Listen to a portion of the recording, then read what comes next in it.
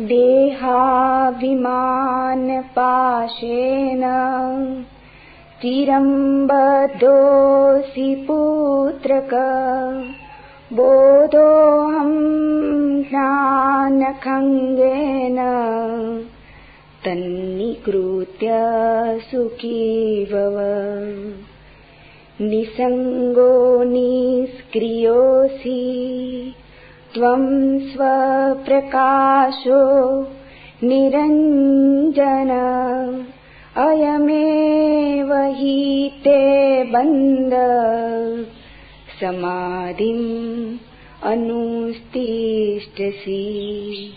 त्वया व्याप्तम् इदं विश्वम् त्वयि प्रोतं यथार्थतः शुद्धबुद्ध स्वरूपत्वं मागम क्षुद्रचित्तताम्। निरपेक्षो निर्विकारो निर्भर शीतलाशय अगाध बुद्धिरक्षुब्धो भवचिन्मात्रवासन। साकारम् अनृतम् वीति निराकरम् तु निश्चलम्। एतत्त्वोपदेशेन न पुनर्भवसम्भव। यथैवादर्शमध्यस्ते रूपेऽन्तःपरितस्तु स तथैवास्मिन् शरीरेऽन्तः परितः परमेश्वर। एकं सर्वगतं व्योमं बहिरन्तर्यथा घटे नित्यं निरन्तरं ब्रह्म सर्वभूतगणे तथा।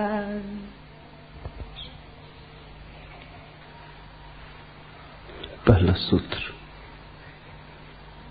अष्टावक्र ने कहा, हे पुत्र, तू बहुत काल से देहाभिमान के पास में बंधा हुआ है। उस पास को मैं बोध हूं, इस ज्ञान की तलवार से काटकर तू सुखी हो।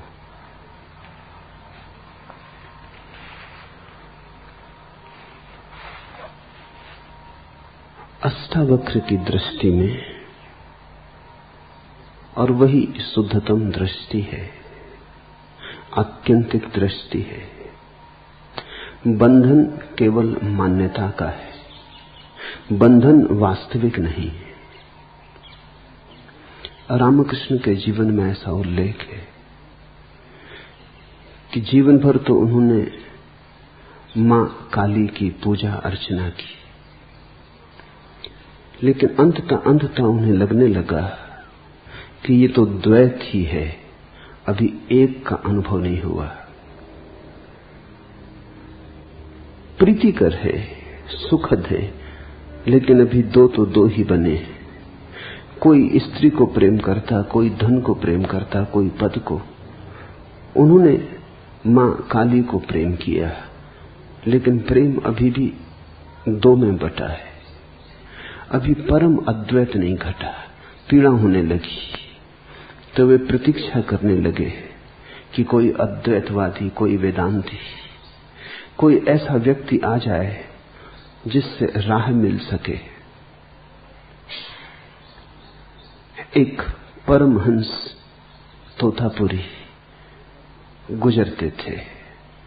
रामकृष्ण ने उन्हें रोक लिया और कहा, मुझे एक के दर्शन करा दे। तोतापुरी ने कहा, ये कौन सी कठिन बात, दो मानते हो इसलिए दो हैं, मान्यता छोड़ दो। पर रामकृष्ण ने कहा, मान्यता छोड़नी बड़ी कठिन है, जन्म भर उसे साधा। आंख बंद करता हूं, काली की प्रतिमा खड़ी हो जाती। रस में डूब जाता हूं, भूल ही जाता हूं कि एक होना है। आंख बंद करते ही दो हो जाता हूं, ध्यान करने की चेष्टा करता हूं, द्वैत हो जाता है। मुझे उबारो। तो तोतापुरी ने कहा, ऐसा करो, जब काली की प्रतिमा बने तो उठाना एक तलवार और 2 टुकड़े कर देना। रामकृष्ण ने कहा, तलवार वहां कहां से लाऊंगा? तो जो तोतापुरी ने कहा वही अष्टावक्र का वचन है। तोतापुरी ने कहा, ये काली की प्रतिमा कहां से ले आए हो? वहीं से तलवार भी ले आना। ये भी कल्पना है, इसे भी कल्पना से सजाया संवारा है, जीवन भर साधा है, जीवन भर पुनरुक्त किया है, तो प्रगाढ़ हो गई है। ये कल्पना ही है। सभी को आंख बंद करके काली तो नहीं आती। ईसाई आंख बंद करता है, वर्षों की चेष्टा के बाद तो क्राइस्ट आते। कृष्ण का भक्त आंख बंद करता है तो कृष्ण आते। बुद्ध का भक्त आंख बंद करता है तो बुद्ध आते। महावीर का भक्त आंख बंद करता है तो महावीर आते। जैन को तो क्राइस्ट नहीं आते, क्रिश्चियन को तो महावीर नहीं आते। जो तुम कल्पना साधते हो वही आ जाती। रामकृष्ण ने काली को साधा है तो कल्पना प्रगाढ़ हो गई। बार बार पुनरुक्ति से, निरंतर निरंतर स्मरण से कल्पना इतनी यथार्थ हो गई है कि अब लगता है काली सामने खड़ी, कोई वहां खड़ा नहीं। चैतन्य अकेला है, यहां कोई दूजा नहीं, दूसरा नहीं। तुम आंख करो बंद, तोतापुरी ने कहा, उठाओ तलवार और तोड़ दो। रामकृष्ण आंख बंद करते, लेकिन आंख बंद करते ही हिम्मत खो जाती। तलवार उठाएं काली को तोड़ने को, भक्त भगवान को काटने को तलवार उठाए, ये बड़ी कठिन बात है। संसार छोड़ना बड़ा सरल, संसार में पकड़ने योग्य ही क्या है। लेकिन जब मन की किसी गहन कल्पना को खड़ा कर लिया हो, मन का कोई काव्य जब निर्मित हो गया हो, मन का स्वप्न जब साकार हो गया हो, तो छोड़ना बड़ा कठिन। संसार तो दुख स्वप्न जैसा है। भक्ति के स्वप्न, भाव के स्वप्न दुख स्वप्न नहीं है, बड़े सुखद स्वप्न है। उन्हें छोड़ें कैसे, तोड़ें कैसे? आंख से आंसू बहने लगते, गदगद हो जाते, शरीर कपने लगता, मगर वो तलवार न उठती, तलवार की याद ही भूल जाती। आखिर तोतापुरी ने कहा, बहुत हो गया, कई दिन बैठ के, ऐसे न चलेगा। या तो तुम करो या मैं जाता हूं, मेरा समय खराब मत करो। ये खेल बहुत हो गया। तोतापुरी उस दिन एक कांच का टुकड़ा ले आया और उसने कहा कि जब तुम मगन होने लगोगे तब मैं तुम्हारे माथे को कांच के टुकड़े से काट दूंगा। जब मैं यहां तुम्हारा माथा काटूं तो भीतर एक दफा हिम्मत करके उठा लेना तलवार और कर देना 2 टुकड़े। बस ये आखिरी है, फिर मैं न रुकूंगा। तोतापुरी की धमकी जाने की, और फिर वैसा गुरु खोजना मुश्किल होता। तोतापुरी अष्टावक्र जैसा आदमी रहा होगा। जब रामकृष्ण आंख बंद किए, काली की प्रतिमा उभरी और वो मगन होने को ही थे, आंख से आंसू बहने को ही थे, उद्रेक हो रहा था, उमंग आ रही थी, रोमांच होने को ही था कि तोतापुरी ने लिया माथे पर जहां आज्ञा चक्र है, वहां लेके ऊपर से नीचे तक कांच के टुकड़े से माथा काट दिया। खून की धार बह गई। हिम्मत उस वक्त भीतर रामकृष्ण ने भी जुटा ली, उठा ली तलवार, 2 टुकड़े कर दिए काली के। काली वहां गिरी कि अद्वैत हो गया, कि लहर खो गई सागर में, कि सरिता उतर गई सागर में। फिर तो कहते हैं 6 दिन उस परम शून्य में डूबे रहे, न भूख रही, न प्यास, न बाहर की सुध रही, न बुध, सब भूल गए। और जब 6 दिन के बाद आंख खोली तो जो पहला वचन कहा वो यही, आखिरी बाधा गिर गई। The last barrier has fallen. ये पहला सूत्र कहता है, हे पुत्र, तू बहुत काल से देहाभिमान के पास में बंधा हुआ, उस पास को ही अपना अस्तित्व मानने लगा है। मैं देह हूं, मैं देह हूं, मैं देह हूं, ऐसा जन्मों जन्मों तक दोहराया है। दोहराने के कारण हम देह हो गए। देह हम हैं नहीं, ये हमारा अध्यास है, ये हमारा अभ्यास है, ये हमारा आत्मसम्मोहन है। हमने इतनी प्रगाढ़ता से माना है कि हम हो गए। रामकृष्ण के जीवन में एक और उल्लेख है। उन्होंने सभी धर्मों की साधनाएं की। वो अकेले व्यक्ति थे मनुष्य जाति के इतिहास में जिसने सभी धर्मों के मार्ग से सत्य तक जाने की चेष्टा की।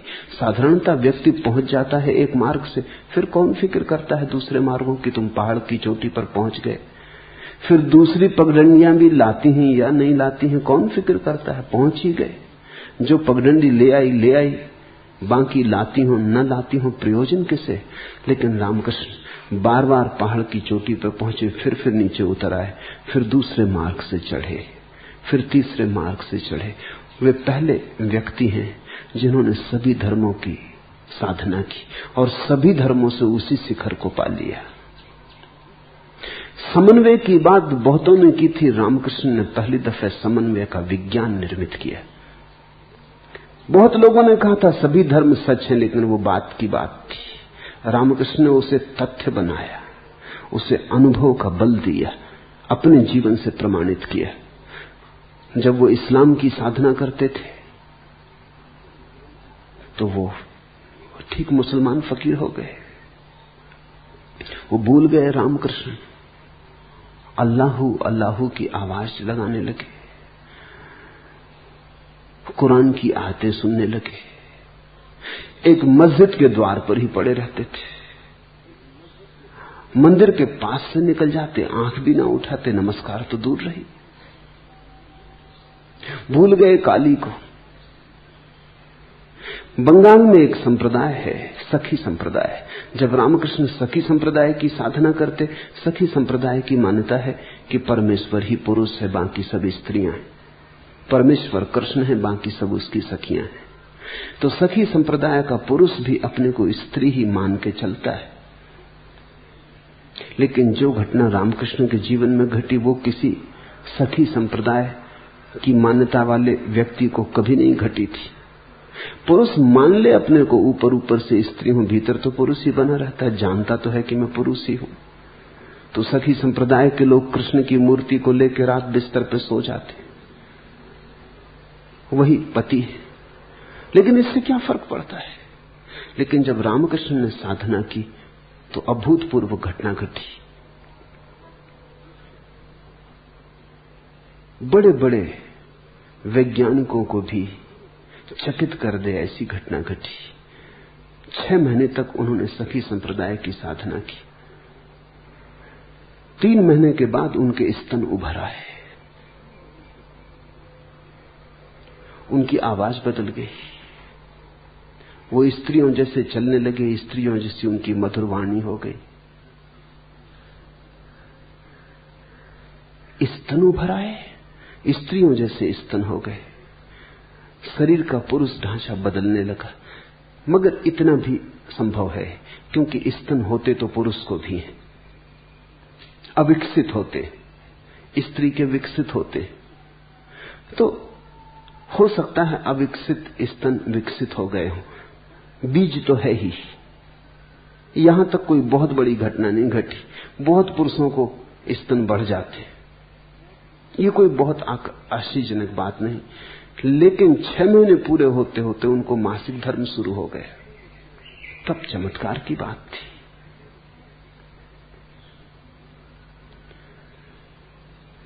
मासिक धर्म का शुरू हो जाना तो शरीर के पूरे शास्त्र के प्रतिकूल है।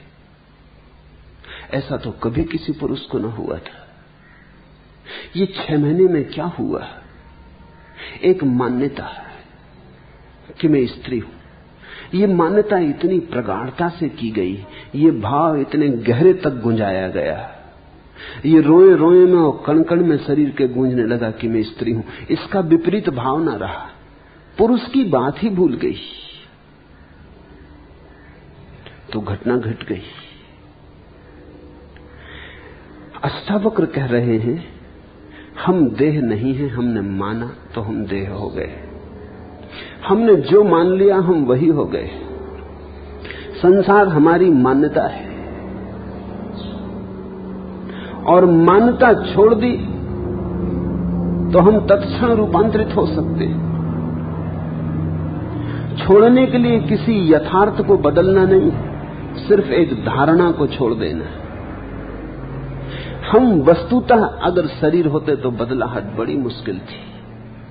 हम वस्तुतः शरीर नहीं है,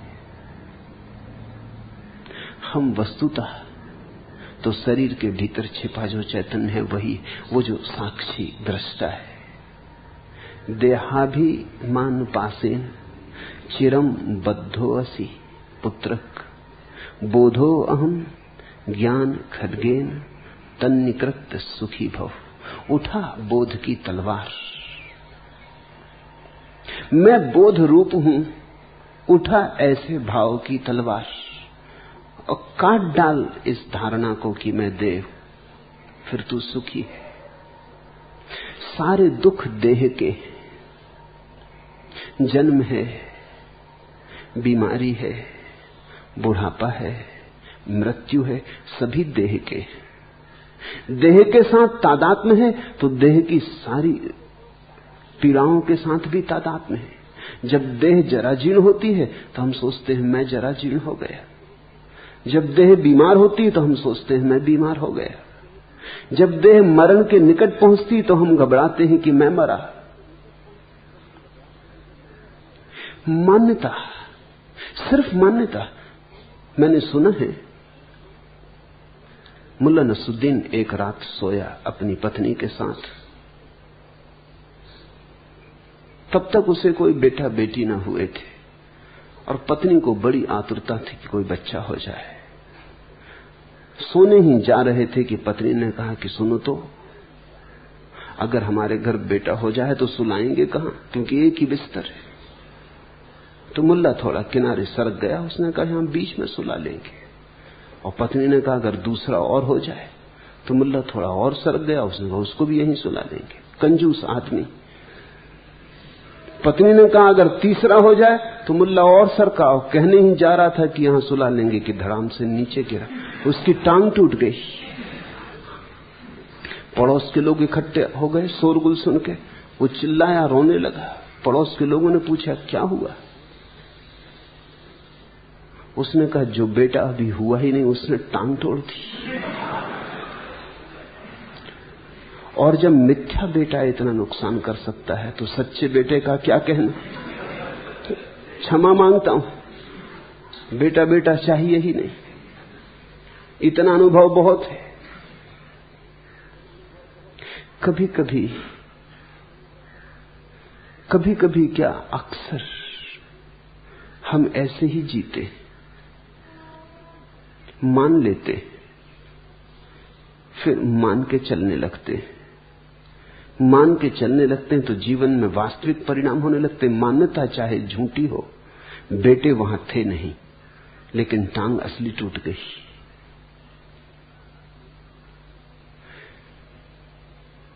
झूठ का भी परिणाम सच हो सकता है। अगर झूठ भी प्रगाढ़ता से मान लिया जाए तो उसके परिणाम यथार्थ में घटित होने लगते। मनस्विद कहते हैं इस जगत में जितनी भिन्नताएं दिखाई पड़ती हैं, ये भिन्नताएं यथार्थ की कम है, मान्यता की ज्यादा है। एक मनोवैज्ञानिक हार्वर्ड विश्वविद्यालय में प्रयोग कर रहा था। वो एक बड़ी बोतल ठीक से बंद की हुई, सब तरह से पैक की हुई लेके कमरे में आया अपनी क्लास में। कोई 50 विद्यार्थी। उसने वो बोतल टेबल पर रखी और उसने विद्यार्थियों को कहा कि इस बोतल में अमोनिया गैस है। मैं एक प्रयोग करना चाहता हूं कि अमोनिया गैस का जैसे ही मैं ढक्कन खोलूंगा तो उस गैस की सुगंध कितना समय लेती है पहुंचने में लोगों तक। तो जिसके पास पहुंचने लगे सुगंध वो हाथ ऊपर उठा दे। जैसी सुगंध की उसे पता चले हाथ ऊपर उठा दे। तो मैं जानना चाहता हूं कि कितने सेकंड लगते हैं कमरे के आखिरी पंक्ति तक पहुंचने में। विद्यार्थी सजग होकर बैठ गए। उसने बोतल खोली। बोतल खोलते ही उसने जल्दी से अपनी नाक पर रुमाल रख लिया। Ammonia gas. पीछे हट के खड़ा हो गया। 2 सेकंड नहीं बीते होंगे कि पहली पंक्ति में एक आदमी ने हाथ उठाया, फिर दूसरे ने, फिर तीसरे ने, फिर दूसरी पंक्ति में हाथ उठे, फिर तीसरी पंक्ति में। 15 सेकंड में पूरी क्लास में अमोनिया गैस पहुंच गई। और अमोनिया गैस उस बोतल में थी ही नहीं, वो खाली बोतल थी। धारणा तो परिणाम हो जाता है। मान लिया तो हो गया। जब उसने कहा अमोनिया गैस इसमें है ही नहीं, तब भी विद्यार्थियों ने कहा कि हो या ना हो, हमें गंध आई। गंध मान्यता की आई। गंध जैसे भीतर से ही आई, बाहर तो कुछ था ही नहीं। सोचा तो आई। मैंने सुना है एक अस्पताल में एक आदमी बीमार है। एक नर्स उसके लिए रस लेके आई, संतरे का रस। उस रस लाने वाली नर्स के पहले ही दूसरी नर्स उसे एक बोतल दे गई थी कि इसमें अपनी पेशाब भर के रख दो परीक्षण के लिए। वो थोड़ा मजाकिया आदमी था। उसने उस बोतल में संतरे का रस डाल के रख दिया। जब वो नर्स लेने आई बोतल तो वो जरा चौंकी, क्योंकि ये रंग कुछ अजीब सा था। तो उस आदमी ने कहा, तुम्हें भी हैरानी होती, रंग कुछ अजीब सा है, चलो मैं एक दफा और इसे शरीर में से गुजार देता हूं, रंग ठीक हो जाएगा। वो उठा के बोतल और पी गया। कहते हैं वो नर्स बेहोश होकर गिर पड़ी, क्योंकि उसने तो यही सोचा कि यह आदमी पेशाब पिए जा रहा है। फिर से कहता है कि एक दफा और निकाल देते हैं शरीर से तो रंग सुधर जाएगा, ढंग तो हो जाएगा, यह आदमी कैसा है। लेकिन वहां केवल संतरे का रस था। अगर पता हो कि संतरे का ही रस है तो कोई बेहोश न हो जाए। लेकिन ये बेहोशी वास्तविक है, ये मान्यता की है। तुम जीवन में चारों तरफ ऐसी हजारों घटनाएं खोज ले सकते हो जब मान्यता काम कर जाती, मान्यता वास्तविक हो जाती। मैं शरीर हूं, ये जन्मों जन्मों से मानी हुई बात है। मान ली तो हम शरीर हो गए, मान ली तो हम क्षुद्र हो गए, मान ली तो हम सीमित हो गए। अष्टावक्र का मौलिक आधार यही है कि यह आत्मसम्मोहन है, ऑटो हिप्नोसिस है। तुम शरीर हो नहीं गए हो, तुम शरीर हो नहीं सकते हो। इसका कोई उपाय ही नहीं है। जो तुम नहीं हो वो कैसे हो सकते हो? जो तुम हो तुम अभी भी वही हो। सिर्फ झूठी मान्यता को काट डालना है। उस पास को मैं बोध हूं इस ज्ञान की तलवार से काटकर तू अभी सुखी हो जा। ज्ञान खंगेन तत् निष्कृतम त्वम सुखी भव। अभी सुख को जगा ले, क्योंकि सारे दुख हमारे उस मान्यता के पिछलग्गू हैं कि हम देह। बुद्ध भी मरते हैं लेकिन मृत्यु की कोई पीड़ा नहीं है। रामकृष्ण भी मरते हैं लेकिन मृत्यु की कोई पीड़ा नहीं है। रमन भी मरते हैं लेकिन मृत्यु की कोई पीड़ा नहीं है। रमन जब मरे तो उन्हें कैंसर था। चिकित्सक बहुत चकित थे। बड़ी कठिन बीमारी थी, बड़ी पीड़ादायी बीमारी थी। लेकिन रमन वैसे ही थे जैसे थे, जैसे बीमारी ने कोई भेद ही नहीं लाया, कहीं कोई अंतर ही नहीं पड़ा। चिकित्सक परेशान थे कि यह असंभव है, ये हो कैसे सकता है? मौत द्वार पर खड़ी है और आदमी अविचलित है। चिकित्सकों की बेचैनी हम समझ सकते हैं। इतनी पीड़ा हो रही है और आदमी अविचलित है, निस्तरंग है। उनकी बेचैनी, उनका तर्क हम समझ सकते हैं, क्योंकि शरीर ही हमारे लिए सब कुछ मालूम होता है। जिसको पता चल गया कि मैं शरीर नहीं हूं, मौत आ रही है लेकिन शरीर की आ रही है, और पीड़ा हो रही है वो भी शरीर में हो रही है। एक नए चैतन्य का आविर्भाव हुआ है जो दूर खड़े होकर देख रहा है, और दूरी शरीर की और चेतना की इतनी है जैसे जमीन और आसमान की दूरी। इससे बड़ी कोई दूरी नहीं है। तुम्हारे भीतर दुनिया में अस्तित्व की सबसे दूर की चीजें मिल रही। तुम क्षितिज हो जहां जमीन और आसमान मिल रहे हैं।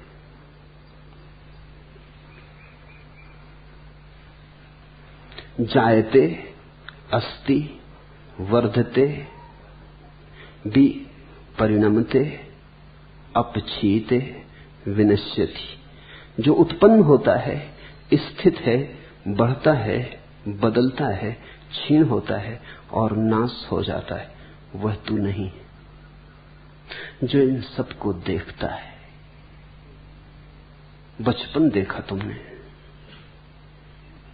फिर बचपन को जाते भी देखा।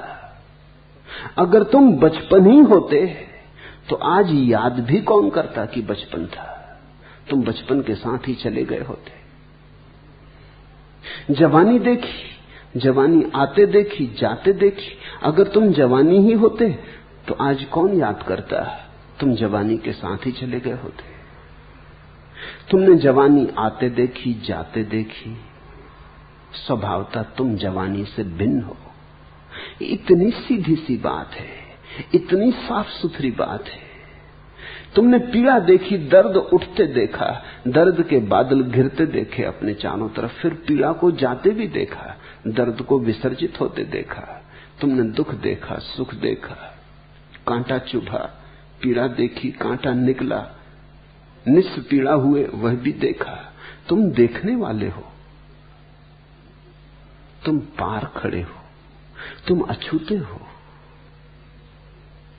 कोई भी घटना तुम्हें छू नहीं पाती।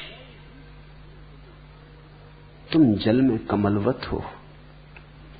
तू असंग है, क्रिया शून्य है, स्वयं प्रकाश है और निर्दोष है। तेरा बंधन यही है कि तू समाधि का अनुष्ठान करता है। ये अद्भुत क्रांतिकारी वचन है। ऐसा क्रांतिकारी वचन दुनिया के किसी शास्त्र में खोजना असंभव है। इसका पूरा अर्थ समझोगे तो गहन अहोभाव पैदा होगा।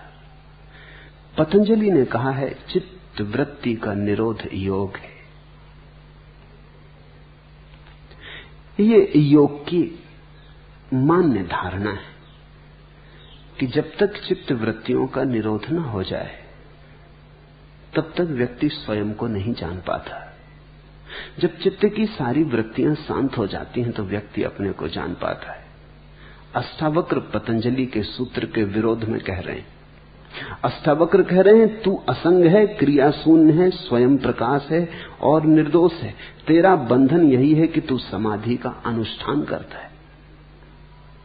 समाधि का अनुष्ठान हो ही नहीं सकता, समाधि का आयोजन हो ही नहीं सकता, क्योंकि समाधि तेरा स्वभाव है। चित्त वृत्ति तो जड़ स्थितियां हैं। चित्त वृत्तियों का निरोध तो ऐसे ही है जैसे किसी आदमी के घर में अंधेरा भरा हो, वो अंधेरे से लड़ने लगे। इसे थोड़ा समझना। ले आए तलवारें, भाले, लठ और लड़ने लगे अंधेरे से। बुला ले जवानों को, मजबूत आदमियों को, धक्के देने लगे अंधेरे को। क्या वो जीतेगा कभी? यद्यपि ये परिभाषा सही है कि अंधेरे का न हो जाना प्रकाश है, लेकिन इस परिभाषा में थोड़ा समझ लेना। अंधेरे का न हो जाना प्रकाश है, ये सच है। चित्त वृत्तियों का शून्य हो जाना योग है, ये सच है। लेकिन बात को उल्टी तरफ से मत पकड़ लेना। अंधेरे का न हो जाना प्रकाश है, इसलिए अंधेरे को न करने में मत लग जाना। वस्तुतः स्थिति दूसरी तरफ से है। प्रकाश का हो जाना अंधेरे का ना हो जाना है। तुम प्रकाश जला लेना, अंधेरा अपने आप चला जाएगा। अंधेरा है ही नहीं, अंधेरा केवल अभाव है। पतंजलि कहता है, चित्त वृत्तियों को शांत करो तो तुम आत्मा को जान लोगे। अष्टावक्र कहते हैं आत्मा को जान लो, चित्त वृत्तियां शांत हो जाएंगी। आत्मा को जाने बिना तुम चित्त वृत्तियों को शांत कर भी ना सकोगे। आत्मा को न जानने के कारण ही तो चित्त वृत्तियां उठ रही हैं। समझा अपने को कि मैं शरीर हूं तो शरीर की वासनाएं उठती हैं। समझा अपने को कि मैं मन हूं तो मन की वासनाएं उठती हैं। जिसके साथ तुम जुड़ जाते हो उसी की वासनाएं तुम में प्रतिछायित होती, प्रतिबिंबित होती। तुम जिसके पास बैठ जाते हो उसी का रंग तुम पे चढ़ जाता है। जैसे इस स्फटिक मणि को कोई रंगीन पत्थर के पास रख दे तो रंगीन पत्थर का रंग मणि पर झलकने लगता है। लाल पत्थर के पास रख दो, मणि लाल मालूम होने लगती। नीले पत्थर के पास रख दो, मणि नीली मालूम होने लगती। ये सानिध्य दोष है। मणि नीली हो नहीं जाती, सिर्फ प्रतीत होती। अंधेरा केवल प्रतीत होता है नहीं। प्रकाश के न होने का नाम अंधेरा है। अंधेरे की अपनी कोई सत्ता नहीं, अपना कोई वास्तविक अस्तित्व नहीं। तो तुम अंधेरे से मत लड़ने लगना। योग और अष्टावक्र की दृष्टि बड़ी विपरीत है। इसलिए मैंने कहा अगर अष्टावक्र को समझना हो तो कृष्णमूर्ति को समझने की कोशिश करना। कृष्णमूर्ति अष्टावक्र का आधुनिक संस्करण है। ठीक आधुनिक भाषा में, आज की भाषा में कृष्णमूर्ति जो कह रहे हैं वो शुद्ध अष्टावक्र का सार है। कृष्णमूर्ति के मानने वाला ऐसा सोचते हैं कि कृष्णमूर्ति कोई नई बात कह रहे हैं। नई बात कहने को है ही नहीं। जो भी कहा जा सकता है कहा जा चुका है। जितने जीवन के पहलू हो सकते हैं सब छाने जा चुके हैं। अनंत काल से आदमी खोज कर रहा है। इस सूरज के नीचे नया कहने को कुछ है ही नहीं। केवल भाषा बदलती है, आवरण बदलते हैं, वस्त्र बदलते हैं, समय के अनुसार नई धारणाओं का प्रयोग बदलता है, लेकिन जो कहा जा रहा है वो ठीक वही है।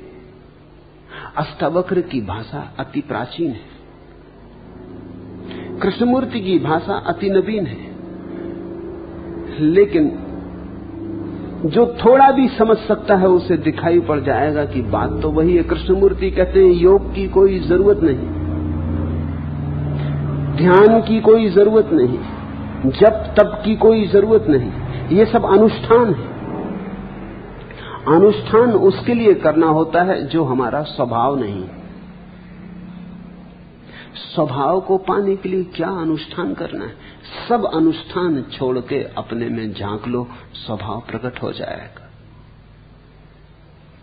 तू असंग है, क्रिया शून्य है, स्वयं प्रकाश और निर्दोष है। ये घोषणा तो देखो। अष्टावक्र कहते हैं तू निर्दोष है, इसलिए तुम भूल के भी ये मत समझना कि मैं पापी हूं। लाख तुम्हारे साधु संत कहे चले जाएं कि तुम पापी हो, पाप का प्रक्षालन करो, पश्चाताप करो, बुरे कर्म किए हैं उनको छुड़ाओ। अष्टावक्र का वचन ध्यान में रखना, तू क्रिया शून्य है, इसलिए कर्म तो तू करेगा कैसे? अष्टावक्र कहते हैं जीवन में 6 लहरें हैं, 6 ऊर्मियां, भूख प्यास, शोक मोह, जन्म मरण। ये 6 तरंगे। भूख प्यास शरीर की तरंगे। अगर शरीर ना हो तो न तो भूख होगी न प्यास होगी। ये शरीर की जरूरतें हैं। जब शरीर स्वस्थ होता है तो ज्यादा भूख लगती, जब शरीर बीमार होता है तो ज्यादा भूख नहीं लगती। अगर शरीर को धूप में खड़ा करोगे ज्यादा प्यास लगेगी क्योंकि पसीना उड़ जाएगा। गर्मी में ज्यादा प्यास लगेगी, सर्दियों में कम प्यास लगेगी। ये शरीर की जरूरतें हैं। ये शरीर की तरंगे हैं। भूख प्यास शरीर की, शोक मोह मन की। कोई छूट जाता तो दुख होता है क्योंकि मन पकड़ लेता है, राग बना लेता है। कोई मिल जाता है परिजन तो सुख होता है, कोई परिजन छूट जाता तो दुख होता है। कोई अपरिजन मिल जाता है तो दुख होता है, अपरिजन छूट जाता तो सुख होता है।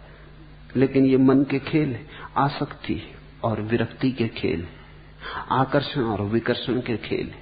जिस आदमी के भीतर मन ना रहा, उसके भीतर फिर कोई शोक नहीं, कोई मोह नहीं। ये तरंगें मन की हैं और जन्म मरण तरंगें प्राण की हैं। जन्म होता श्वास के साथ, मृत्यु होती श्वास के विदा होने के साथ। इसलिए जैसे बच्चा पैदा होता है, डॉक्टर फिक्र करता है जल्दी श्वास ले, रोए। रोने का अर्थ केवल इतना ही है कि रोएगा तो श्वास ले लेगा। रोने के झटके में श्वास का द्वार खुल जाएगा। रोने के झटके में बंद फेफड़ा काम करने लगेगा। अगर बच्चा नहीं रोता कुछ सेकंड के भीतर, तो डॉक्टर उसे उल्टा लटका के उस पर चोट करता बच्चे के ऊपर, ताकि धक्के में श्वास चल पड़े। श्वास जन्म है। श्वास यानी प्राण की प्रक्रिया। जब आदमी मरता है तो श्वास समाप्त हो जाती, प्राण की प्रक्रिया बंद हो गई। प्रतिपल यही हो रहा है। श्वास भीतर आती तो जीवन भीतर आता, श्वास बाहर जाती तो जीवन बाहर जाता। प्रतिपल जन्म और मृत्यु घट रही है। हर आती श्वास जीवन है, हर जाती श्वास मौत है। तो मौत और जन्म तो प्रतिपल घट रहे हैं। ये प्राण की तरंगे। अष्टावक्र कहते हैं ये 60 ऊर्मियां हैं, तुम इन छयों के पार हो, इनके दृष्टा हो। इसलिए बुद्ध ने तो श्वास पर ही सारा का सारा अपना साधना की व्यवस्था खड़ी की। बुद्ध ने कहा एक ही काम पर्याप्त है कि तुम आती जाती श्वास को देखते रहो। क्या होगा आती जाती श्वास को देखने से? धीरे धीरे अगर तुम जाती श्वास को देखो कि श्वास बाहर गई, आती श्वास को देखो श्वास भीतर आई, तो बीच में तुम थोड़े समय ऐसे भी पाओगे जब श्वास स्थिर हो जाती, न तो बाहर जाती न भीतर आती। हर आती जाती श्वास के बीच में क्षण भर को अंतराल है, जब श्वास न चलती, न हिलती, न डुलती, बाहर जाती, फिर क्षण भर को रुकती, फिर भीतर आती, भीतर आती, फिर क्षण भर को रुकती, फिर बाहर जाती। तो अंतराल तुम्हें दिखाई पड़ने लगेंगे। उन्हीं अंतराल में तुम पाओगे कि तुम हो। श्वास का आना जाना तो प्राण का खेल है। और अगर तुम श्वास को देखने में समर्थ हो गए तो वो जो देखने वाला है वो श्वास से पृथक हो गया, वो श्वास से अलग हो गया। शरीर हमारी बाहर की परिधि है, मन उसके भीतर की परिधि है, प्राण उसके और भी भीतर की परिधि। तो ऐसा भी हो सकता है शरीर अपंग हो जाए, टूट फूट जाए तो भी आदमी जीता है। मन खंडित हो जाए, विक्षिप्त हो जाए, जड़ हो जाए तो भी आदमी जीता है, लेकिन बिना श्वास के आदमी नहीं जीता। मस्तिष्क भी निकाल लो आदमी का पूरा तो भी आदमी जिए चला जाता है। पड़ा रहेगा मगर जीवन रहेगा। शरीर के अंग अंग काट डालो, बस श्वास भर चलती रहे तो आदमी जीता रहेगा। श्वास बंद हो जाए तो सब मौजूद हो तो भी आदमी मर गया। ये 6 तरंगे हैं और इन 6 के पार दृष्टा है। तू असंग है, कोई तेरा संगी साथी नहीं। शरीर भी तेरा संगी साथी नहीं, श्वास भी तेरी संगी साथी नहीं, मन के विचार भी तेरे संगी साथी नहीं। तू असंग है। भीतर ही कोई साथी नहीं, बाहर की तो बात ही क्या, पति पत्नी परिवार मित्र परिजन कोई साथी नहीं। साथ होंगे संगी कोई भी नहीं। साथ होना केवल वाह घटना है, भीतर से किसी से कोई जोड़ बनता नहीं। तू असंग क्रिया शून्य है, इसलिए कर्म के जाल की तो बात ही मत उठाओ। अगर अष्टावक्र से तुम ये पूछोगे कि आप कहते हो अभी अभी हो सकती मुक्ति, तो कर्मों का क्या होगा? जन्म जन्म तक पाप किए उनका क्या होगा? उनसे छुटकारा कैसे होगा? अष्टावक्र कहते हैं तुमने कभी किए ही नहीं। भूख के कारण शरीर ने किया होगा कुछ, प्राण के कारण प्राण ने किया होगा कुछ, मन के कारण मन ने किया होगा कुछ, तुमने कभी कुछ नहीं किया, तुम सदा से असंग अकर्म में हो। कर्म तुमसे कभी हुआ नहीं, तुम सारे कर्मों के दृष्टा हो। इसलिए इसी क्षण मुक्ति हो सकती। ख्याल करना, अगर कर्मों के सारे जाल को हमें तोड़ना पड़े तो शायद मुक्ति कभी भी ना हो सकेगी, असंभव। अनंत काल में हमने कितने कर्म किए, उनका कुछ लेखा जोखा करो। अगर उन सब कर्मों से छूटना पड़े तो उन कर्मों से छूटने में अनंत काल लगेगा, और ये जो अनंत काल छूटने में लगेगा, इसमें भी तुम बैठे थोड़ी रहोगे, कुछ तो करोगे। तो कर्म तो फिर होते चले जाएंगे, तो ये श्रृंखला तो अंतहीन हो जाएगी। इस श्रृंखला का तो कोई कभी समाप्ति आने वाली नहीं, इसमें से कोई निष्कर्ष आने वाला नहीं। अष्टावक्र कहते हैं, अगर कर्मों से मुक्त होना पड़े फिर मुक्ति होती हो तो मुक्ति कभी होगी ही नहीं। लेकिन मुक्ति होती है। मुक्ति का होना इस बात का सबूत है कि आत्मा ने कर्म कभी किए ही नहीं। न तो तुम पापी हो, न तुम पुण्यात्मा हो, न तुम साधु हो, न तुम असाधु हो, न तो कहीं कोई नरक है और न कहीं कोई स्वर्ग है। तुमने कभी कुछ किया नहीं, तुमने सिर्फ सपने देखे, तुमने सिर्फ सोचा है। तुम भीतर सोए रहे, शरीर करता रहा। जिन शरीरों ने कर्म किए थे वो जा चुके, उनका फल तुम्हारे लिए कैसा। तुम तो भीतर सोए रहे, मन ने कर्म किए, जिस मन ने किए वो प्रतिपल जा रहा है। मैंने सुना है एक भूतपूर्व महाराजा ने देखा कि ड्राइंग रूम गंदा है, तो नौकर झनकू को डांटा, कहा बैठक में मकड़ी के जाले लगे, तुम दिन भर क्या करते हो। झनकू ने कहा, हुजूर जाला कोनो मकड़ी लगाई होई, हम तो अपन कुठरिया में ओंघात रहे। तुम तो ओंघाते रहे भीतर, जाला कोनो मकड़ी लगाई होई। शरीर ने जाले बुने, मन ने जाले बुने, प्राण ने जाले बुने। तुम तो सोए रहे। जागो, जागते ही तुम पाओगे तुमने तो कभी कुछ किया नहीं। तुम तो करना भी चाहो तो कुछ कर नहीं सकते। अकर्म तुम्हारा स्वभाव है, अकर्ता तुम्हारी स्वाभाविक दशा है।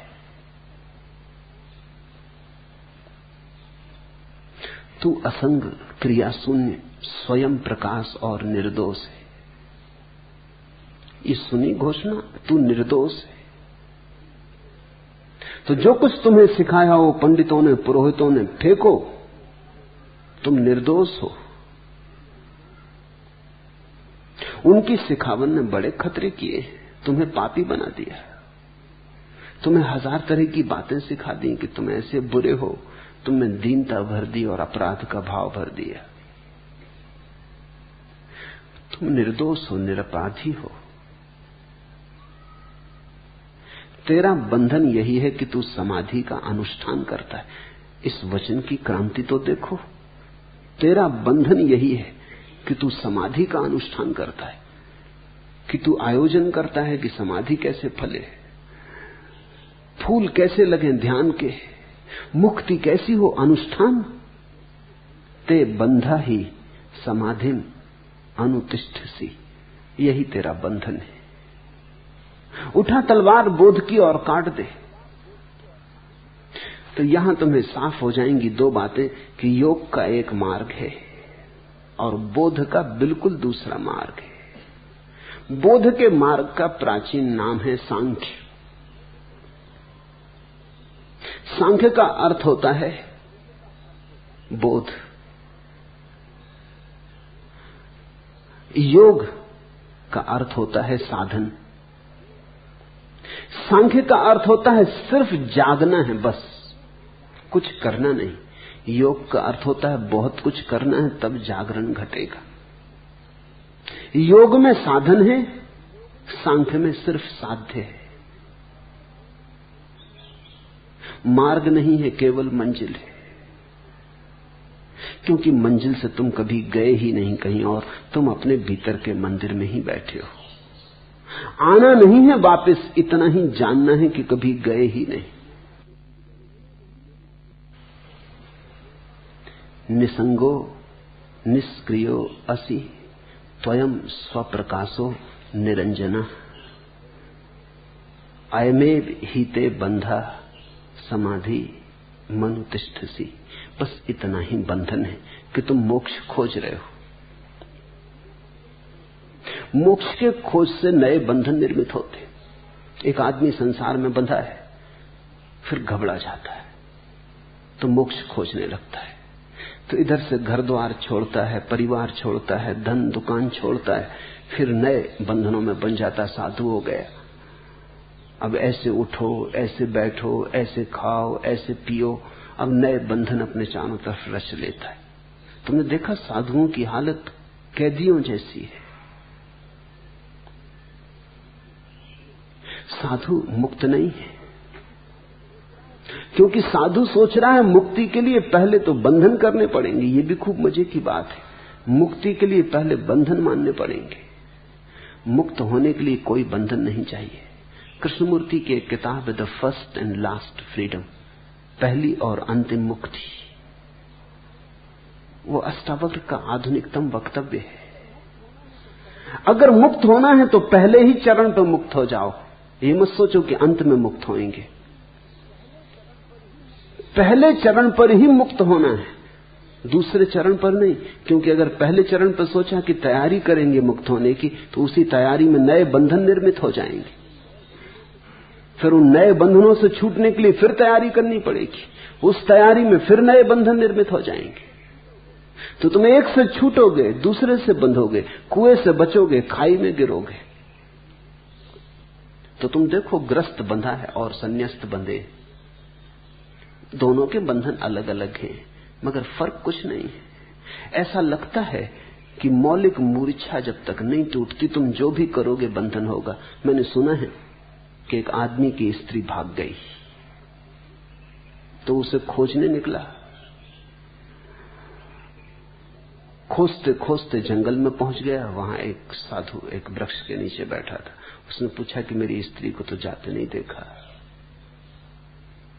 घर से भाग गई, बड़ा बेचैन। तो साधु ने पूछा तेरी स्त्री का नाम क्या है? उसने कहा मेरी स्त्री का नाम फजीती। साधु ने कहा फजीती?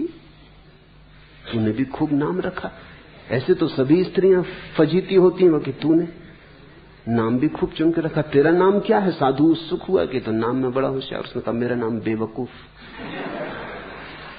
वो साधु हंसने लगा। उसने कहा तू खोजबीन छोड़, तू तो जहां बैठ जाएगा फजीतियां वहीं आ जाएंगी, कोई कहीं तुझे जाने की जरूरत नहीं। तेरा बेवकूफ होना काफी है, फजीतियां तुझे खुद खोज लेंगी। संसार से छोड़ के आदमी भाग जाता है, तो संसार छोड़ने से उसकी मंदी बुद्धता तो नहीं मिटती, उसकी मूढ़ता तो नहीं मिटती, मूर्छा तो नहीं मिटती। वो उस मूर्छा को लेके मंदिर में बैठ जाता है, नए बंधन बना लेता है। वो मूर्छा नए जाले बुन देती। पहले संसार में बंधा था, वो सन्यास में बंध जाता है, लेकिन बिना बंधे नहीं रह सकता। मुक्ति है प्रथम चरण पर, उसके लिए कोई आयोजन नहीं। आयोजन का मतलब हुआ कि अब आयोजन में बंधे, इंतजाम किया तो इंतजाम में बंधे, फिर इससे छूटना पड़ेगा। तो ये कहां तक चलेगा? ये तो अंतहीन हो जाएगा। सुना है मैंने, एक आदमी डरता था मरघट से निकलने से, और मरघट के पार उसका घर था, तो रोज निकलना पड़ता है। इतना डरता था कि रात घर से नहीं निकलता था, सांझ घर लौट आता था तो कपता हुआ आता था। आखिर एक साधु को दया आ गई, उसने कहा कि तू ये फिक्र छोड़, ये ताबीज ले, ये ताबीज सदा बांध के रख, फिर कोई भूत प्रेत तेरे ऊपर कोई परिणाम न ला सकेगा। परिणाम हुआ, ताबीज बांधते से भूत प्रेत का डर मिट गया। लेकिन अब एक नया डर पकड़ा कि ताबीज कहीं खो न जाए। स्वाभाविक, जिस ताबीज ने भूत प्रेतों से बचा दिया, अब वो आधी रात को भी निकल जाता। मरघट से कोई डर नहीं, भूत प्रेत तो कभी भी वहां नहीं थे।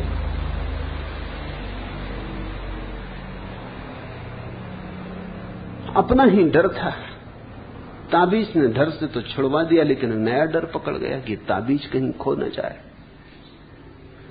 तो स्नान गृह में भी जाता तो ताबीज लेके जाता, बार बार ताबीज को टटोल के देख लेता। अब वो इतना भयभीत रहने लगा कि रात सोए तो डरे कि कोई ताबीज न खोल ले, कोई ताबीज चुरा न ले जाए, क्योंकि ताबीज उसकी जिंदगी हो गई। डर अपनी जगह कायम रहा, भूत का न रहा तो ताबीज का हो गया। अब अगर कोई इसको ताबीज की जगह कुछ और दे दे तो क्या फर्क पड़ने वाला है? इस आदमी की भयभीत दशा तो नहीं बदलती। भूत का थोड़ी प्रश्न है, भय का प्रश्न है। तो तुम भय को एक जगह से दूसरी जगह हटा सकते हो। बहुत से लोग इसी तरह का बालीवाल का खेल खेलते रहते हैं। गेंद इधर से उधर फेंकी, उधर से इधर आई, बस फेंकते रहते, खेलते रहते, और इस बीच जिंदगी गुजरती चली जाती। अष्टावक्र कहते हैं समाधि का अनुष्ठान ही बंधन का कारण है। अगर तुझे मुक्त होना है तो मुक्त होने की घोषणा कर, आयोजन नहीं। इसलिए मैं कहता हूं इस वचन की क्रांति को देखो। ये वचन अनूठा है, ये बेजोड़ है। अष्टावक्र कहते हैं अभी और यहीं घोषणा करो मुक्त होने की, तैयारी मत करो। ये मत कहो कि पहले तैयार होंगे फिर, क्योंकि फिर तैयारी बांध लेगी, फिर तैयारी को कैसे छोड़ोगे? एक रोग से छूटते हैं, दूसरा रोग पकड़ जाता है।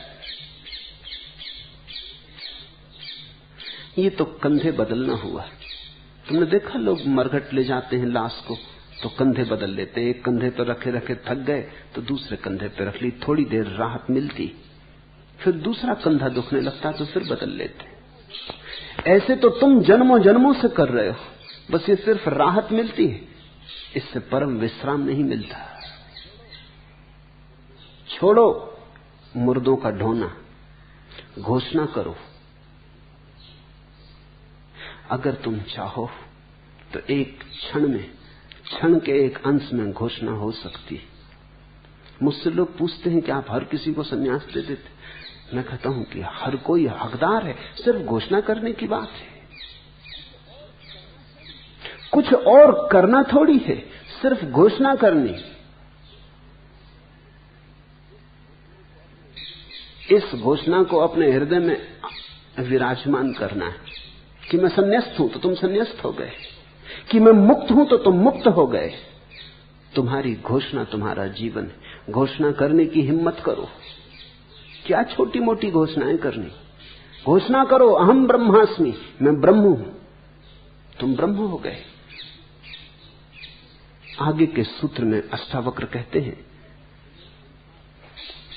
यह संसार तुझसे व्याप्त है, तुझी में प्रोया है। तू यथार्थता शुद्ध चैतन्य स्वरूप है, अतः क्षुद्र चित्त को मत प्राप्त हो। क्या छोटी छोटी बातों से जुड़ता है? कभी जोड़ लेता ये मकान मेरा, ये देह मेरी, ये धन मेरा, ये दुकान मेरी। क्या क्षुद्र बातों से मन को जोड़ रहा है?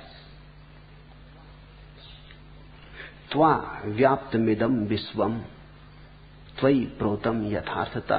तुझसे ही सारा सत्य ओतप्रोत है, तुझसे ही सारा ब्रह्म व्याप्त है। शुद्ध बुद्ध स्वरूपस्त्वम मां गम क्षुद्र चित्तताम। क्यों छोटी छोटी बातों को घोषणा करता है? बड़ी घोषणा कर, एक घोषणा कर।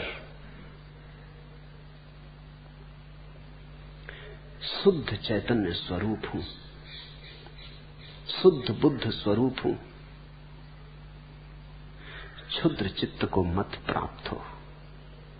हमने बड़ी छोटी छोटी घोषणाएं की हैं, जो हम घोषणा करते हैं वही हम हो जाते हैं। इस दृष्टि से भारत का अनुदान जगत को बड़ा अनूठा है, क्योंकि भारत ने जगत में सबसे बड़ी घोषणाएं की हैं। मंसूर ने मुसलमानों की दुनिया में घोषणा की, अनल हक, मैं सत्य हूं, उन्होंने मार डाला। उन्होंने कहा यह आदमी जरूरत से बड़ी घोषणा कर रहा है। मैं सत्य हूं ये तो केवल परमात्मा कह सकता है, आदमी कैसे कहेगा?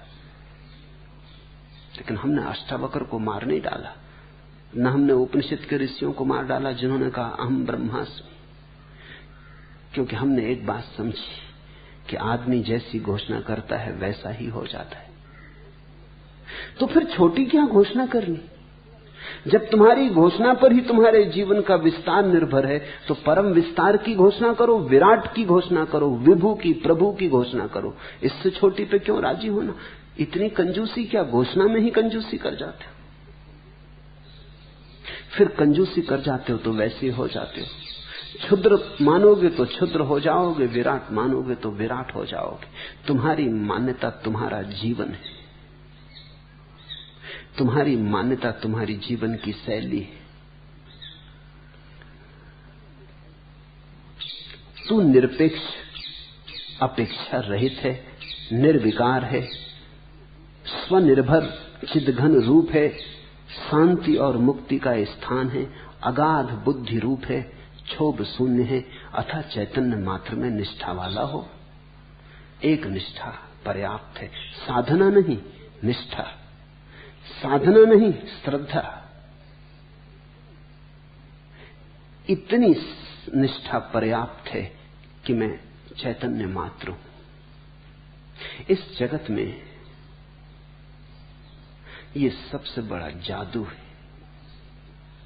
मनस्विद कहते हैं कि अगर किसी व्यक्ति को बार बार कहो कि तुम बुद्धिहीन हो, वो बुद्धिहीन हो जाता है। जितने लोग दुनिया में बुद्धिहीन दिखाई पड़ते हैं, ये सब बुद्धिहीन नहीं, ये हैं तो परमात्मा। इनको बुद्धिहीन जतला दिया गया, बतला दिया गया है। इतने लोगों ने इनको दोहरा दिया है और इन्होंने भी इतनी बार दोहरा लिया है कि बुद्धू हो गए। जो बुद्ध हो सकते थे वो बुद्धू होकर रह गए। मनस्वित कहते हैं किसी आदमी को तुम राह पे मिलो, वो भला चंगा है, तुम देखते उससे कहो अरे तुम्हें क्या हो गए? चेहरा पीला है, बुखार है, देखें हाथ, बीमार हो, तुम्हारे पैर कपते से मालूम पड़ते। पहले तो वो इनकार करेगा क्योंकि उसने सोचा भी नहीं था क्षण भर पहले तक। वो कहेगा नहीं नहीं मैं बिल्कुल ठीक हूं, आप कैसी बातें कर रहे हैं? ठीक है आपकी मर्जी।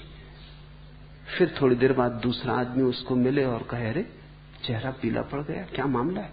अब वो इतनी हिम्मत से न कह सकेगा कि मैं बिल्कुल ठीक हूं। वो कहेगा हां कुछ तबीयत खराब है।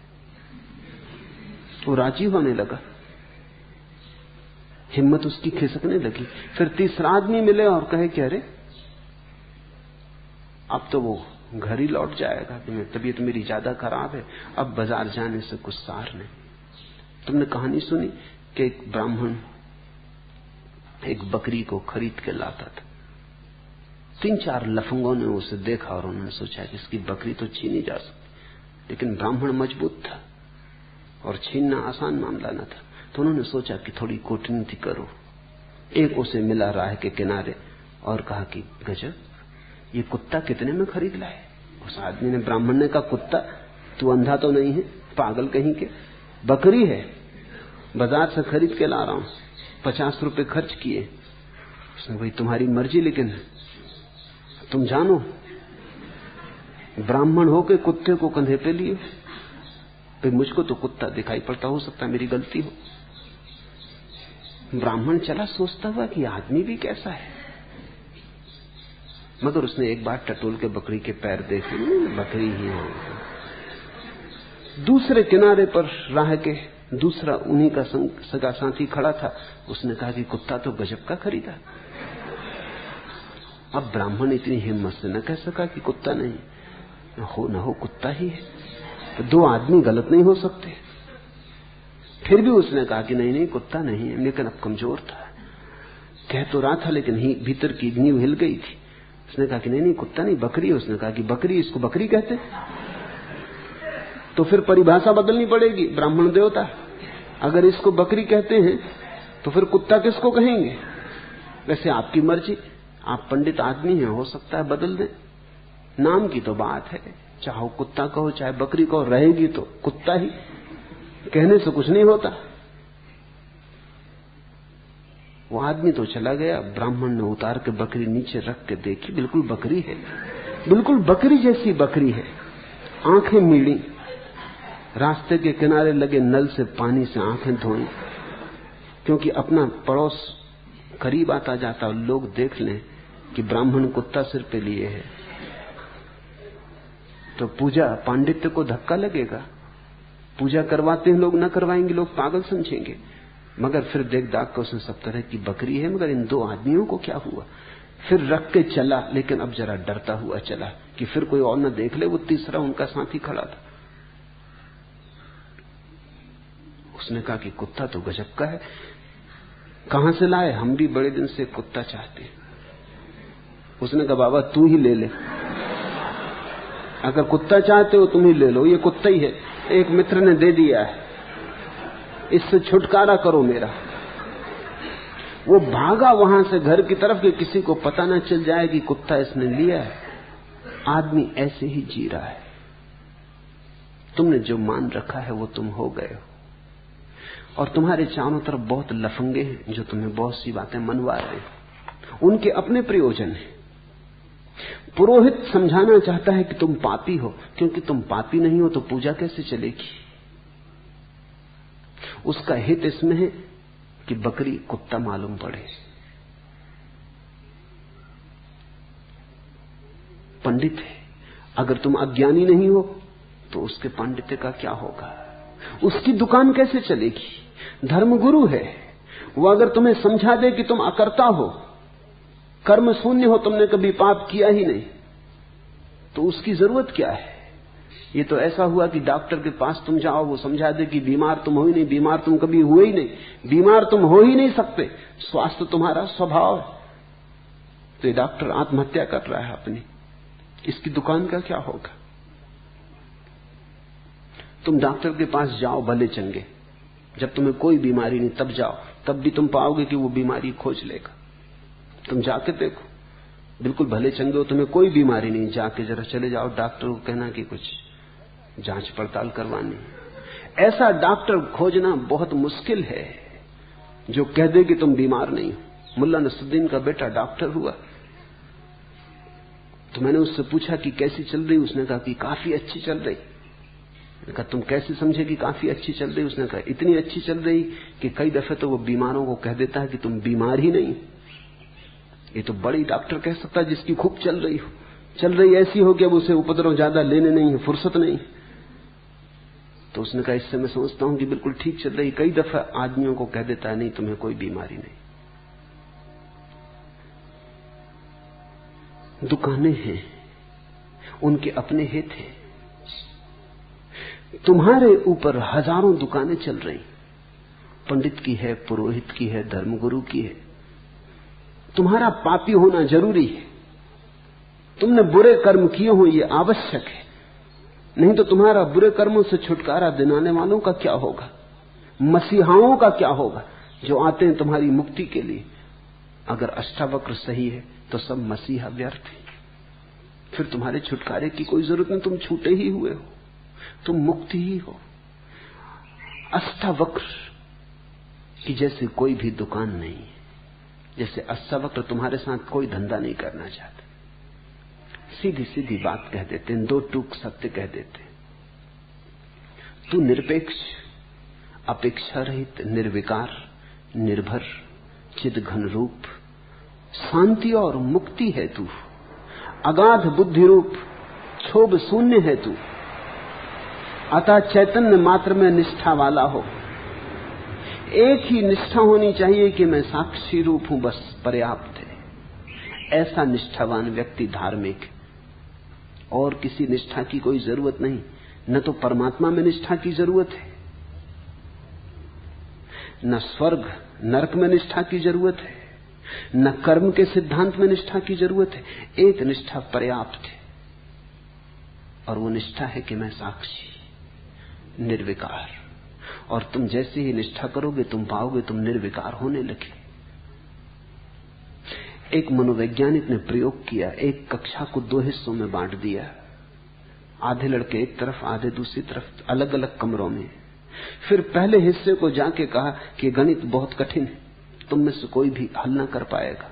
एक गणित लिखा बोर्ड पर और कहा ये इतना कठिन है कि तुम्हारी तो सामर्थ्य नहीं, तुमसे आगे की कक्षा के विद्यार्थी भी इसको हल नहीं कर सकते। लेकिन हम एक प्रयोग कर रहे हैं, हम जानना चाहते हैं क्या तुम में से कोई इसको हल करने के थोड़े बहुत भी करीब आ सकता है, थोड़ी बहुत विधि 2-4 कदम भी ठीक उठा सकता है। ये असंभव है। उसने ये बार बार दोहराया कि असंभव है, फिर भी तुम चेष्टा करो। दूसरे कमरे में गया, उसी वर्ग के आधे लड़के, वही बोर्ड पर उसने गणित लिखा और कहा कि ये प्रश्न इतना सरल है कि ये असंभव है कि तुम में से कोई इसे हल ना कर पाए। तुमसे नीची कक्षाओं के लड़कों ने हल कर लिया है। तो इसलिए नहीं दे रहे हैं कि तुम्हारी कोई परीक्षा करनी, तुम तो हल कर ही लोगे, ये इतना सरल है। सिर्फ हम ये जानना चाहते हैं कि क्या एकांश विद्यार्थी ऐसा भी है तुम्हारी कक्षा में जो इसमें भी भूल चूक कर जाए। सवाल वही, कक्षा वही, बड़े अंतर आए परिणाम में। पहले वर्ग में 15 लड़कों में से केवल 3 लड़के हल कर पाए। दूसरे वर्ग में 15 में से 12 ने हल किया, केवल 3 हल न कर पाए। इतना बड़ा अंतर। सवाल वही, उस सवाल के साथ जो भाव दिया गया वो परिणामकारी हुआ। अष्टावक्र तुमसे नहीं कहते कि धर्म दुसाध्य है, अष्टावक्र कहते हैं बड़ा सरल है। जो दुसाध्य कहते हैं वो दुसाध्य बना देते। जो कहते हैं बड़ा असंभव है, खड़क की धार, वो तुम्हें घबरा देते। जो कहते हैं ये तो हिमालय पे चढ़ने जैसा है, इसमें तो विरले चढ़ पाते, तुम छोड़ ही देते फिक्र कि विरले तो अपन है नहीं, ये अपने बस की बात नहीं, तो चढ़े विरले, हम झंझट में ना पड़ेंगे। हम स्वागत करते हैं विरलों का, जाएं, मगर हम सीधे साधे आदमी, हमें तो इसी घाटी में रहने दो। अष्टावक्र कहते हैं ये बड़ा सरल है, ये इतना सरल है कि तुम्हें कुछ करने की भी जरूरत नहीं, सिर्फ जाग के देखना पर्याप्त है। ये मनुष्य की मेधा की अंतिम घोषणा है। ये मनुष्य की अंतिम संभावनाओं के प्रति मनुष्य को सजग करना है। धर्म मनुष्य की प्रतिभा का आखिरी चमत्कार है। अगर तुलना करनी हो तो राजनीति मनुष्य की प्रतिभा का निकृष्टतम रूप है और धर्म मनुष्य की प्रतिभा का श्रेष्ठतम रूप। ऐसा हुआ, एक राजनेता सख्त बीमारी से उठा तो डॉक्टर ने सलाह दी 2-3 महीने तक आप कोई भी दिमागी काम न करें। राजनेता ने पूछा, डॉक्टर साहब यदि थोड़ी राजनीति इत्यादि करूं तो कोई आपत्ति है? डॉक्टर ने कहा, नहीं, बिल्कुल नहीं, राजनीति आप जितनी चाहे करें, बस दिमागी काम बिल्कुल ना करें। राजनीति में दिमागी काम है भी नहीं।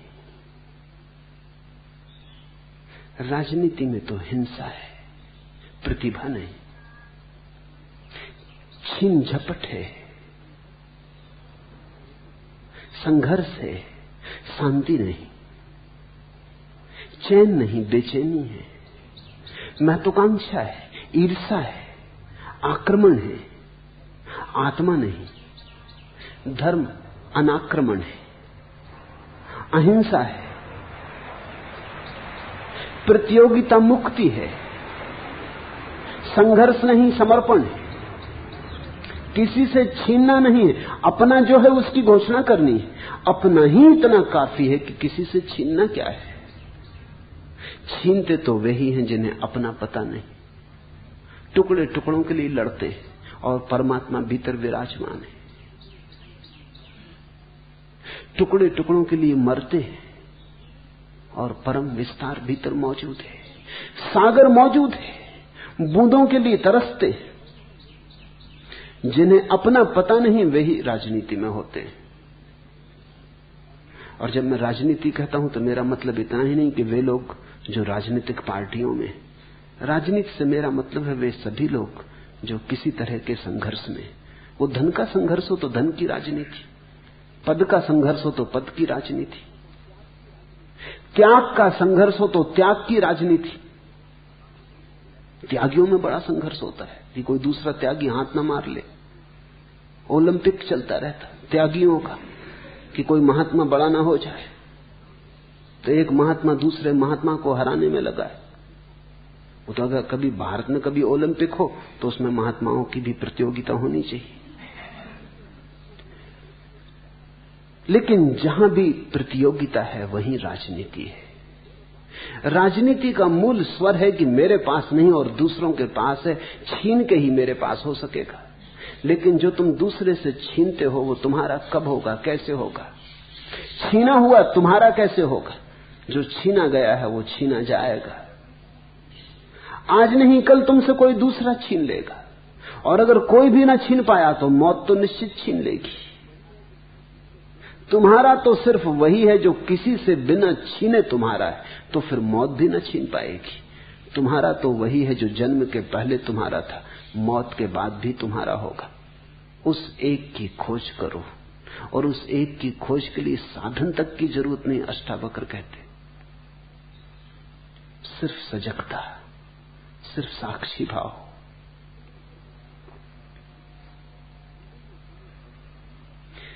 जीवन में तुम्हें बहुत बार लगता भी है कि व्यर्थ दौड़े चले जा रहे हैं, लेकिन रुकें कैसे? ऐसा नहीं है कि तुम्हें नहीं लगता कि ये व्यर्थ दौड़ धूप, तुम्हें भी लगता है, लेकिन रुकें कैसे? फिर दौड़ धूप का अभ्यास प्राचीन है, रुकना भूल ही गए। पैरों की आदत दौड़ने की हो गई, मन की आदत दौड़ने की हो गई। अभ्यास ऐसा हो गया है कि बैठ नहीं सकते, बैठने का अभ्यास खो गया। आ गई थी शिकायत लबों पे मगर, किससे कहते तो क्या, कहना बेकार था। चल पड़े दर्द पीकर तो चलते रहे, हार कर बैठ जाने से इनकार था। और फिर लोग सोचते हैं कि ऐसे बैठ गए तो हार जाएंगे, बैठ गए तो लोग समझेंगे हार गए, बैठ गए तो लोग समझेंगे अरे पलायनवादी, भगोड़े। बैठ गए तो लोग, जो भीड़ जा रही है हजारों की, वो निंदा से देखेगी, तो लोग चलते रहते। शिकायत बहुत बार आ जाती मन में कि सब व्यर्थ मालूम होता, लेकिन किससे कहो, कौन समझेगा? यहां सभी तुम्हारे जैसे हैं, कोई किसी से कहता नहीं, अपने अपने घाव छिपाए लोग चलते रहते। आ गई थी शिकायत लबों पे मगर, किससे कहते तो क्या, कहना बेकार था।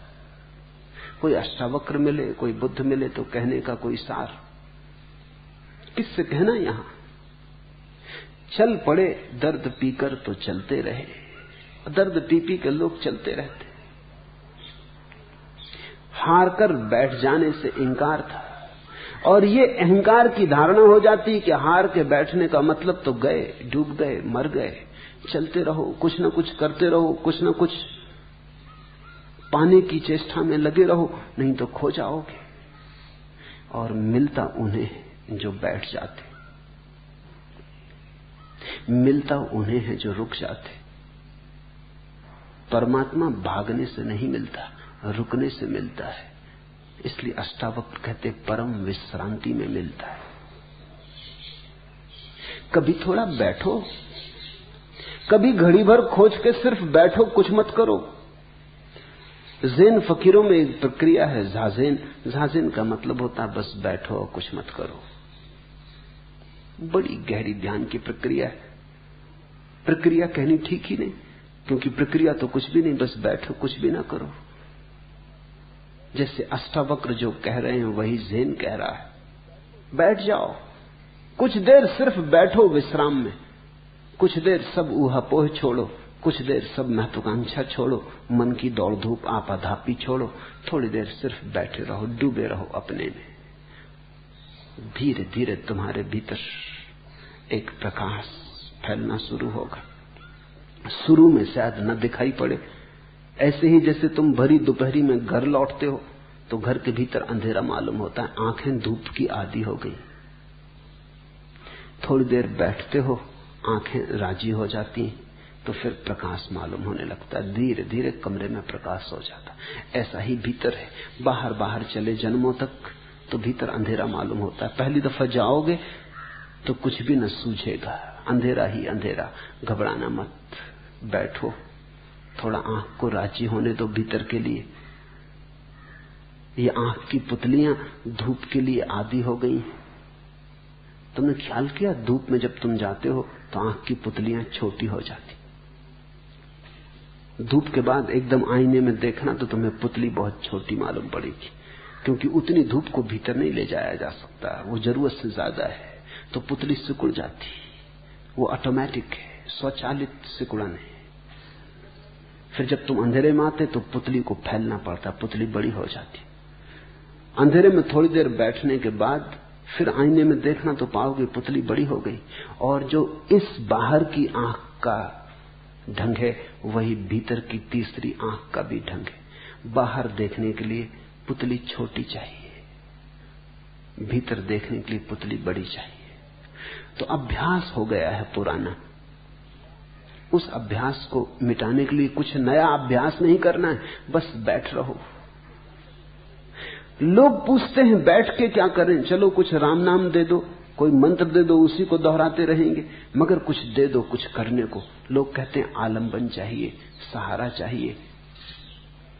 अनुष्ठान किया कि बंधन शुरू हुआ। सिर्फ बैठो। बैठने का भी मतलब ये नहीं कि बैठो ही, खड़े भी रह सकते हो, लेट भी सकते हो। बैठने से मतलब इतना कुछ ना करो, थोड़ी देर 24 घंटे में अकर्ता हो जाओ, अकर्मण्य हो जाओ, खाली रह जाओ। होने दो, जो हो रहा है, संसार बह रहा है बहने दो, चल रहा है चलने दो, आवाज आती है आने दो, रेल निकले, हवाई जहाज चले, शोरगुल हो, होने दो, तुम बैठे रहो। एकाग्रता नहीं, तुम सिर्फ बैठे रहो। समाधि धीरे धीरे तुम्हारे भीतर सघन होने लगेगी। तुम अचानक समझ पाओगे अष्टावक्र का अर्थ क्या है, अनुष्ठान रहित होने का अर्थ क्या है। साकार को मिथ्या जान, निराकार को निश्चल नित्य जान। इस यथार्थ तत्व उपदेश से पुनः संसार में उत्पत्ति नहीं होती, जिसको बुद्ध ने कहा है अनागामिन। ऐसा व्यक्ति जब मरता है तो फिर वापस नहीं आता, क्योंकि वापस तो हम अपनी आकांक्षा के कारण आते हैं, राजनीति के कारण आते हैं, वापस तो हम वासना के कारण आते हैं। जो ये जान के मरता है कि मैं सिर्फ जानने वाला हूं, उसका फिर कोई आगमन नहीं होता। वो इस व्यर्थ के चक्कर से छूट जाता है, आवागमन से। साकार को मिथ्या जान, साकारम अनृतम विद्धि, निराकारम निश्चलम विद्धि। निराकार को निश्चल नित्य जान। जो हमारे भीतर आकार है वही भ्रांत है, जो हमारे भीतर निराकार है वही सत्य। देखा कभी पानी में भंवर पड़ती? भंवर क्या है? पानी में ही उठी एक लहर है, फिर शांत हो जाती तो भंवर कहां खो जाती? भंवर थी नहीं, पानी में ही एक तरंग थी, पानी में ही एक रूप उठा था। ऐसे ही हम परमात्मा में उठी एक तरंग है, तरंग खो जाती, कुछ भी पीछे छूटता नहीं, राख भी नहीं छूटती, निशान भी नहीं छूटता। जैसे पानी पे तुम कुछ लिखो, लिखते ही मिट जाता है, ऐसी ही जीवन की सारी आकार की स्थितियां तरंगे मात्र हैं। जिस तरह दर्पण अपने में प्रतिबिंबित रूप के भीतर और बाहर स्थित है, उसी तरह परमात्मा इस शरीर के भीतर और बाहर स्थित है। तुमने देखा दर्पण के सामने तुम खड़े होते हो, प्रतिबिंब बनता है, बनता है कुछ दर्पण में, प्रतिबिंब बनता है, यानी कुछ भी नहीं बनता। तुम हट गए, प्रतिबिंब हट जाता है। दर्पण जैसा था वैसा ही है, जैसे का तैसा। तुम्हारे सामने होने से दर्पण में प्रतिबिंब बना था, हट जाने से हट गया, लेकिन दर्पण में न तो कुछ बना और न कुछ हटा, दर्पण अपने स्वभाव में रहा। ये सूत्र कहता है अष्टावक्र का कि जैसे दर्पण के सामने खड़े हो, दर्पण में प्रतिबिंब बनता है, लेकिन प्रतिबिंब वस्तुतः बनता है क्या? बना हुआ प्रतीत होता है। प्रतिबिंब से धोखा मत खा जाना। बहुत लोग धोखा खाते प्रतिबिंब से। और ये सूत्र कहता है कि प्रतिबिंब के चारों तरफ दर्पण है, बाहर भीतर। प्रतिबिंब में दर्पण ही दर्पण है और कुछ भी नहीं है। ऐसा ही उसी तरह परमात्मा इस शरीर के भीतर और बाहर स्थित है। परमात्मा भीतर, परमात्मा बाहर, परमात्मा ऊपर, परमात्मा नीचे, परमात्मा पश्चिम, परमात्मा पूरब, परमात्मा दक्षिण, परमात्मा उत्तर, सब तरफ वही एक है। उस विराट के सागर में उठी हम छोटी भंवरें, छोटी तरंगे। अपने को तरंग मान के मत उलझ जाना, अपने को सागर ही मानना। बस इतनी ही मान्यता का भेद है बंधन और मुक्ति में। जिसने अपने को तरंग समझा वो बंध गया, जिसने अपने को सागर समझा वो मुक्त हो गया।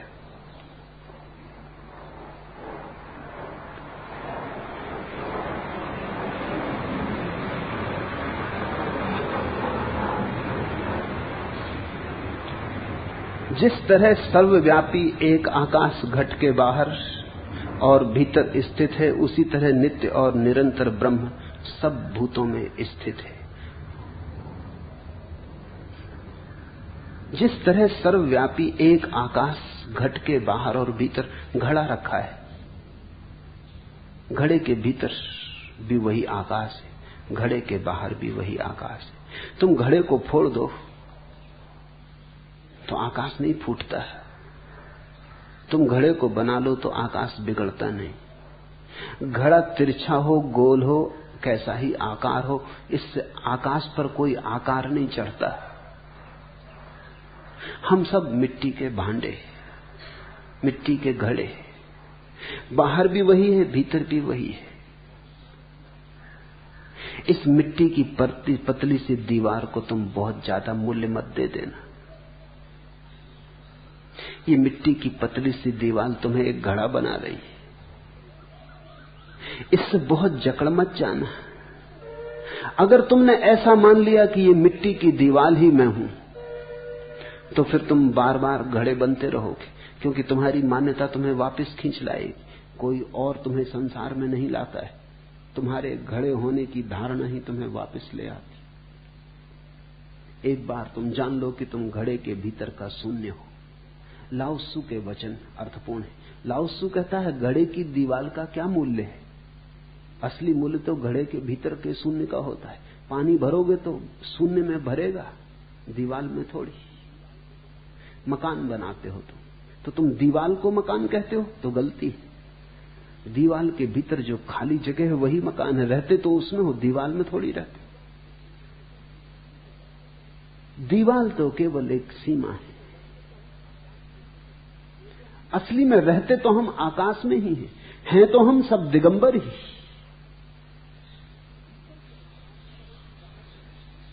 भीतर के आकाश में रहो कि बाहर के आकाश में, दीवार के कारण कोई फर्क थोड़ी पड़ता है। दीवार आज है कल गिर जाएगी, आकाश सदा है।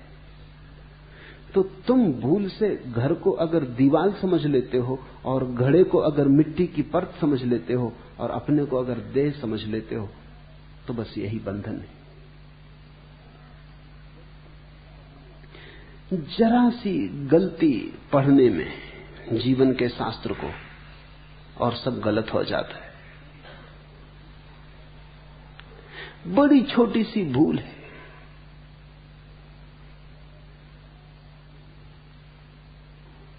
मुल्ला नसरुद्दीन एक बार अपने विचारों में डूबा बस में चढ़ गया और सीट पर बैठ के सिगरेट पीने लगा। साफ साफ तो लिखा है कि बस में धूम्रपान वर्जित है। क्या आपने पढ़ा नहीं? क्या आपको पढ़ना नहीं आता? कंडक्टर ने क्रोधपूर्वक उससे कहा, पढ़ तो लिया, लेकिन लिखने को तो बस में बहुत कुछ लिखा है, मैं किस किस की बात का पालन करूं? नसरुद्दीन बोला, यही देखो यहां लिखा है हमेशा हैंडलूम की साड़ियां पहनो।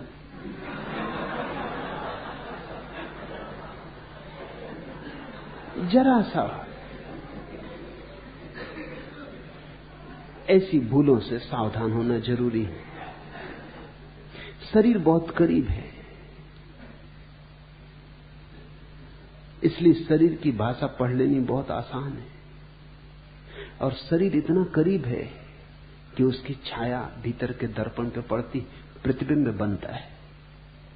लेकिन तुम शरीर में हो, शरीर नहीं। शरीर तुम्हारा है, तुम शरीर के नहीं। शरीर तुम्हारा साधन है, तुम साध्य हो। शरीर का उपयोग करो, मालकियत मत खो दो। शरीर के भीतर रहते हुए भी शरीर के पार रहो, जल में कमलवत। हरिओम तत्सत। आज इतना।